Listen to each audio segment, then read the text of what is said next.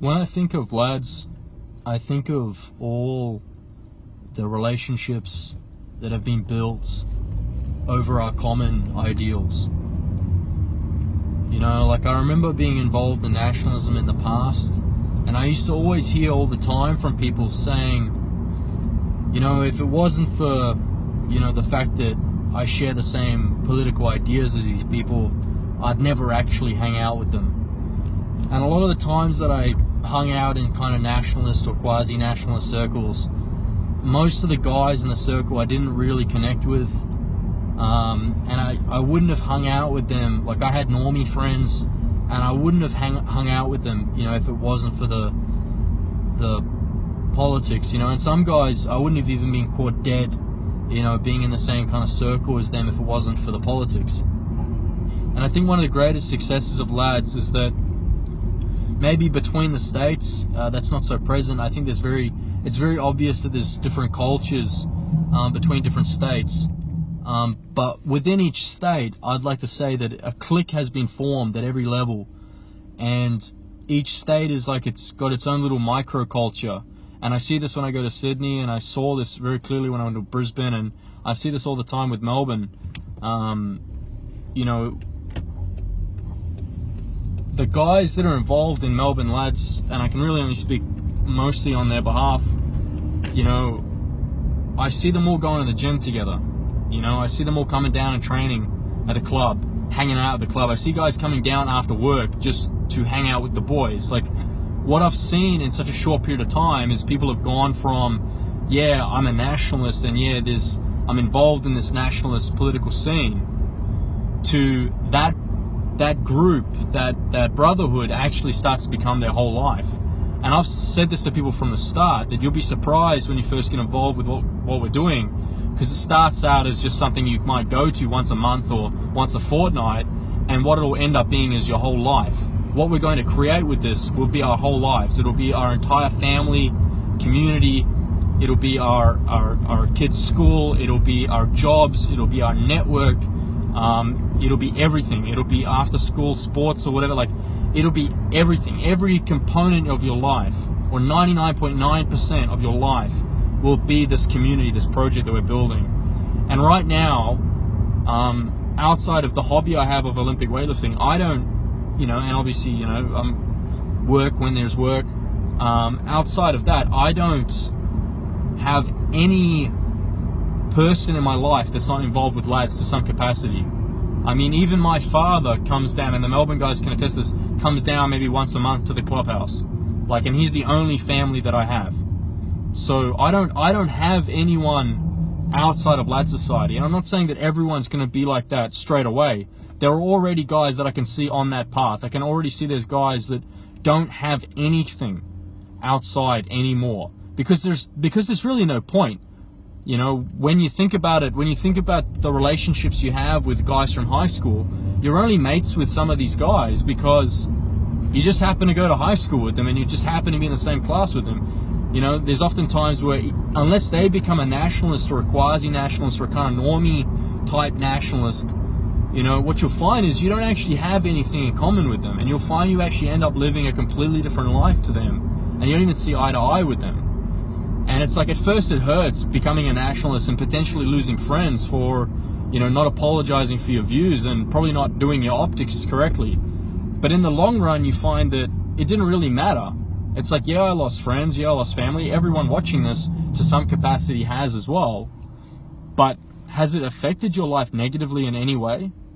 It's only going to get better from here, because you're building more meaningful relationships with people that have the same values as you, that want to actually achieve the same goal that you do. They want to build a community of like-minded people where we don't have to put up with this nonsense. And we're going to rebuild our own spirit. We're going to recreate our own institutions, you know, and we're gonna, that's our mission in life now. And not everyone's on board with that. Not everyone's 2 feet in the pool with that yet. But you will find, whether it takes you 1 year or whether it takes you 10 years, you will find that you will be both feet in the pool, and you will realize that your whole mission in this life is actually to be almost like an explorer. You know, like we're going into uncharted territory and we're colonizing something. We're recolonizing this country. You know, and that's a mission in itself. You know, we're all looking for purpose. And it's like, oh, you know, born too late to explore the seas. You know, born too early to explore space. Born just in time for the race war. And I mean, that's the beauty of it. We're born at the most amazing time. And we have so much purpose to our lives, even though we become so lost sometimes in that purpose. And we become so caught up in sometimes the method and the timing that we forget what the end goal is. You know, so I want everyone to remember that we're all brothers here. We're all, at the end of the day, I have a vision of the future, and it is going to come true. It is a vision. It is so clear. It is so vivid of the communities that we're going to build, of our industry, of our business, of our labor, our food, you know, our homes, you know, our suburbs. I have this vision of what we're going to create and how beautiful it's going to be. And I mean, we are going to be, you know, raising each other's children. You know, our wives are going to be teaching, you know, at the school that looks after his kids, or you know, that other guy in Lads who's a fuckwit and you don't like him. You know, your wife's going to be looking after his kids, and you know, when your kid's sick, his wife's going to be looking after your kids at the hospital. You know, I mean, we're all going to be in this together. As much as you might hate that dude, as much as you might have such a personality clash or such a difference in transport, you know, like a difference in what the carrier that's going to carry us on this journey. You know, you have this difference of opinion with him as to what you think should happen right now in terms of timing. But the reality is that we are so stuck in this fight together, and we are not stronger dividing ourselves over these little things. You know, we don't get any stronger from this. We need to be respectful of each other's views, but we also need to be careful to not undermine other people. And by undermining, I more mean bring their livelihood into jeopardy. You know, and I know I'm going to get accused of being a house Negro, but the only thing I can recover from this position is that the only reason why I'm not mad about the infighting, because it's kind of funny. Like, I have to say the field lads are definitely funnier. Not as respectful, but definitely funnier. But I also see really eye to eye with the house lads, because at the end of the day, there's a bigger picture going on here, and it's not just one or the other. It's not just field lad or house lad. There is an element where we need to be tied to a greater economy. And that might not make sense right now, but it will when we have our rural compounds, our city compounds, and there's a supply chain between these. Okay? Where is the money going to come from to put into our community if the city compound is not connected to the house? So the field lads in the future are going to be out in the field. They will be. They're going to be in the rural compounds, right? In our rural projects. The house lads are going to be in the house compounds, in the city compounds, right? In the outer suburbs of Melbourne and Sydney and Brisbane or whatever. So think about it that way, all right?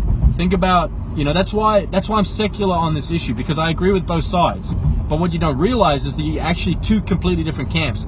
One is a group of guys, they're going to be working, you know, from within the tent. All right, and that doesn't mean, oh, you know, there's a political solution, and, oh, you know, maybe if we just get involved with the Liberal Party, it will change. I'm not saying that, and I don't want that being taken out of context. What I'm saying is that there's still an economy there that we're going to be fly in, fly out workers of, that we're going to be extracting money out of. We're not going to be completely 100% reliant on our own little barter and trade system. We're going to be a cash economy in the future, but a lot of that cash flow is going to come in through the house. Does that make sense? Maybe it doesn't to you guys just yet, but it will, I promise you.